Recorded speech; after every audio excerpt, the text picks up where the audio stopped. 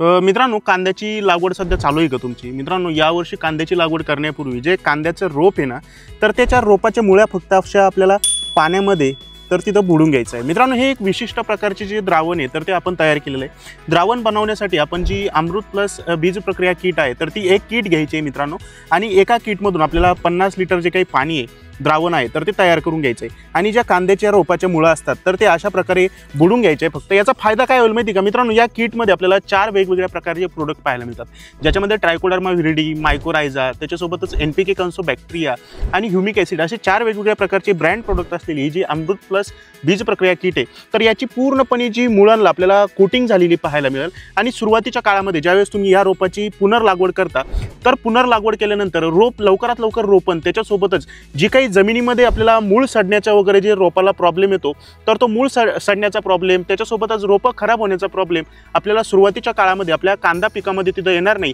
25, 30, 40 दिवसापर्यंत तुमचं जे रोप आहे तर ते आपल्याला सुरक्षित तिथं झालेलं पाहायला मिळेल. त्याच्यासोबतच याच्यामध्ये बॅक्टेरिया कल्चर असल्यामुळे जे काही जमिनीत पडलेली खतं आहेत तर ते सुद्धा आपल्या कांदा पिकाला उपलब्ध होण्यासाठी मदत होईल. मित्रांनो, यावर्षी तुम्ही अशा प्रकारे रोप प्रक्रिया करणार का? मला खाली कमेंट करून सांगा आणि हा व्हिडिओ इतर गरजवंत शेतकरी मित्रांच्या व्हॉट्सअप ग्रुपला शेअर करा. तोपर्यंत राम राम.